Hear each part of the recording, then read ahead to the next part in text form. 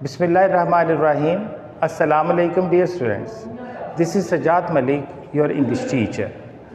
बेटा ये आज जो हमने रिकॉर्डेड लेक्चर्स आपको भेज रहे हैं उस सीरीज़ का ये सेकंड लेक्चर है और फर्स्ट ईयर के लिए है। और आज का जो हमारा टॉपिक है it's very important. Please don't take it for granted. इसको आप फॉर ग्रांटेड नहीं ले सकते, टेक इट वेरी सीरियसली।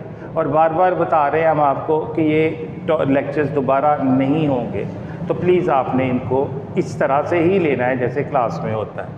तो टॉपिक है हमारा how to write a moral story, कि मॉरल स्टोरी कैसे लिखी जाती है। जिस तरह एप्लीकेशन के कल मैंने पार्ट्स बताया आपको, वो 10 मार्क्स की होती है, तो स्टोरी भी 10 मार्क्स की होती है। इसके अंदर अगर इसके पार्ट्स की बात करें तो इसके पार्ट्स 4 होते हैं। There are 4 parts of a story.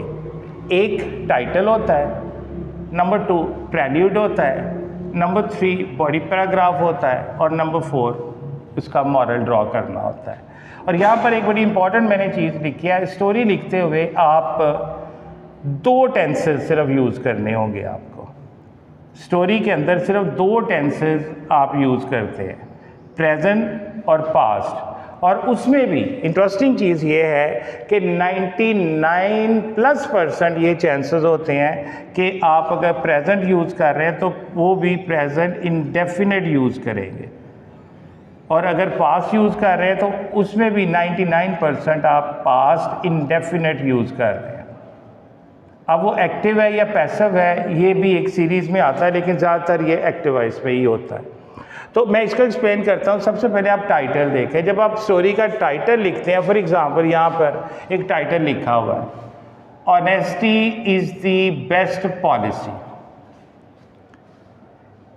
अच्छा, बच्चा यहाँ मिस्टेक करता है, ये टाइटल नहीं होता। रिमेंबर, सबसे बड़ी कि जब उसे स्टोरी दी जाती है तो वो एक मिस्टेक करता है कि इसको टाइटल समझ लेता है। बेटा ये आपका मॉरल है, ये टाइटल नहीं है। टाइटल आप इस तरह से लिखेंगे, an old farmer, sorry I'm sorry, an honest woodcutter। गौर करें।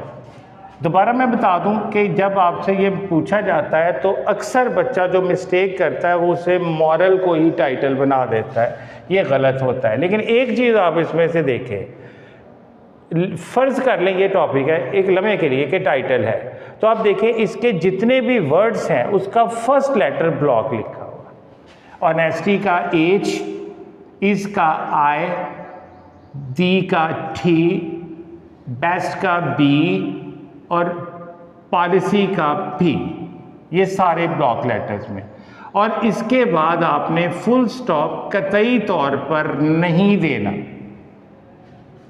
अब हम अपने ओरिजिनल पे आते हैं। टाइटल इस तरह होता है, जैसे ये मैंने लिखा है an honest would cutter, this is the title.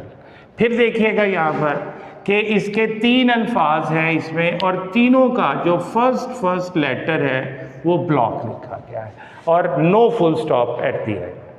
तो ये बेटा अक्सर चूंकि बच्चा यहीं से गलती कर देता वो सारी स्टोरी का इंप्रेशन ख़राब हो जाता। इसलिए आप इस तरह की कोई भी जो लूप होल हो सकता है, कोई शॉर्ट कमिंग हो सकती, वो नहीं करेंगे, इस तरह की कोई मिस्टेक नहीं करेंगे। दूसरा हिस्सा आता है प्रेल्यूड। प्रेल्यूड होता है दिबाचा, इंट्रोडक्शन, तमहीद के अल्फाज। प्रेल्यूड का एक बहुत बड़ा रोल होता है, इसका काम होता है रीडर की अटेंशन कैप्चर करना। आप उसके ऊपर जब स्टार्ट करते हैं कुछ ऐसी लफाजी heavy synonyms, good selection of sentences, आपने अट्रैक्ट करना है रीडर की और आपके पेपर चेकर की अटेंशन को। तो प्रेल्यूड जो होता है यानी ये अलग से एक पैराग्राफ बनता है और ये प्रेजेंट टेंस में लिखा जाता है। और प्रेजेंट में भी जैसा कि मैंने आपको बताया कि प्रेजेंट इंडेफिनिट में ही लिखा जाता है। अगर प्रेजेंट है मतलब अगर नहीं, ये प्रेजेंट है और प्रेजेंट में भी इंडेफिनेट है। उसके बाद आप एक नया पैराग्राफ शुरू करते हो। जैसा कि कल मैंने एप्लीकेशन में भी बताया था, जब भी आप नया पैराग्राफ शुरू करें तो दरमियान से ना पेज की लाइन शुरू करें, और जहाँ पर आपका सपोज यहाँ आपका प्रेल्यूड ख़त्म हो गया तो यहाँ पे क्लोज कर दें। अब आपने इसके बाद तीसरा हिस्सा आता है बॉडी पैराग्राफ। बॉडी पैराग्राफ आपकी स्टोरी होती है। जैसा कि कोई भी स्टोरी है वो शुरू होती है, once upon a time there was a wood cutter who used to live in a village and earned his livelihood by cutting woods and selling them in market. Like, आपने ये वाला जो हिस्सा है, आप नया पैराग्राफ यहाँ से ऐसे शुरू करते हैं। तो बेटा बॉडी पैराग्राफ की हम बात कर रहे हैं, तो मैं इसको प्रेल्यूड जो है, ये देखें, प्रेल्यूड आपने किस टेंस में लिखना है? प्रेजेंट इंडेफिनिट में, ठीक है। और अब ये जब नया बॉडी पैराग्राफ शुरू किया है और ये कंप्लीट, मैं दोबारा बता दूं कि ये सारे का सारा अब एक ही पैराग्राफ में होगा, और ये लिखेंगे आप पास्ट, और पास्ट इंडेफिनिट 99% इसमें लिखना पड़ेगा। अच्छा, एक तो इसके अलावा क्या आ सकता है, कहीं पास्ट परफेक्ट का शायद कोई एक दो सेंटेंसेस आ सकते हैं, ज़रूरी नहीं। और अगर प्रेजेंट इसमें यूज़ होना है तो फिर वो ऐसा होता है कि फॉर एग्जांपल दो करैक्टर हैं तो उनके डायलॉग्स को एज इट इज़ बयान करना है, तो फिर डायरेक्ट नरेशन अगर आ जाए, जो कि बहुत कम होती है, जो कि बहुत कम होती है, मतलब 99% आपको ये इनडायरेक्ट नरेशन में ही लिखनी है। लेकिन एक आध स्टोरी ऐसी है एक दो जिसमें डायलॉग है, तो वो जो डायलॉग होता है इन्वर्टेड कॉमास में डेफिनेटली वो प्रेजेंट टेंस में लिखा जाता है, अदरवाइज इसमें पास्ट, और वो भी पास्ट इंडेफिनिट यूज़ होगा। फिर इसके बाद आप जब आखिरी पॉइंट पे आते हैं तो इस तरह आपने हेडिंग देनी है मॉरल, और याद रहे कि बेटा इससे आगे ये ऊपर नीचे ये जो फुल स्टॉप, इसे कॉलन कहते हैं, कॉलन देना। इसके ऊपर आपने कोई फुल स्टॉप कहीं कुछ नहीं दिया, लेकिन इसके बाद आपने ये कॉलन दिया। जब कॉलन के बाद आपने अपना मॉरल ड्रॉ करना है, तो आपका मॉरल है ये, honesty is the best policy. तो जिस तरह ये लिखा हुआ है, इस तरह कि हर पहला जो लेटर है ब्लॉक है, आपने एज इट इज़ यहाँ लिखना है, इस तरह, honesty is the best policy, यानी हर वर्ड का फर्स्ट लेटर ब्लॉक लिखना है, और यहाँ पर आपकी स्टोरी कंप्लीट हो जाती है। अब ज़रा इसके एलिमेंट्स के ऊपर आते हैं। बेटा इसके एलिमेंट्स में होता है कि जो जुज़्वे लाज़म है प्रेल्यूड, यानी दिबाचा, मतलब के introductory remarks for attraction, just to make it a heavier one, heavy synonym, started with passives, very good phrases, ये सारी चीज़ें मिलके इसको इम्प्रेसिव बनाती हैं। दूसरा होता है बेटा सेटिंग। सेटिंग कहते हैं ज़मानो मकान में, कहाँ पर हो रही है, वक्त क्या है। वक्त मतलब एग्जैक्ट मैं घड़ी के वक्त की बात नहीं कर रहा, जो करैक्टर है या जो लोग हैं जिनके, उनकी ज़िंदगी का वो कौन सा टाइम है, और वो कुछ जिस तरह एक वुड कटर है, तो वो कहा जी एक गाँव में रहता था, और फिर वो लकड़ियाँ जो है वो काटने के लिए जंगल में जाता है, तो उस दौरान उसके साथ कुल्हाड़ा वगैरह गिरता है और क्या होता है, ये सारा जो है ज़मानो मकान यानी सेटिंग में आता है।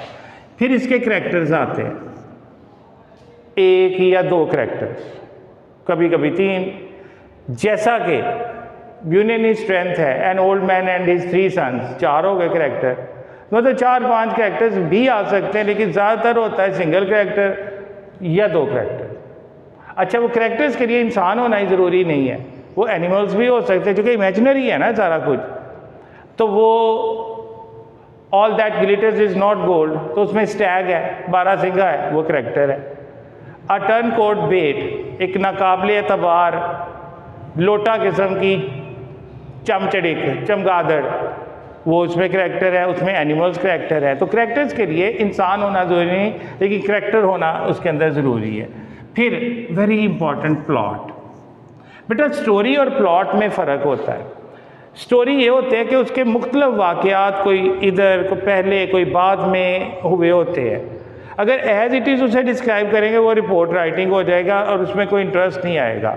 हम कहानी को इंटरेस्टिंग बनाने के लिए हर जो इवेंट हुआ होता है हर चीज़ को एक प्रॉपर अरेंजमेंट में लेके आते हैं। मिसाल के तौर पे एक कमरा बनाना है, आपने एक मैसन को और उसके साथ 1 या 2 मज़दूरों को हायर किया।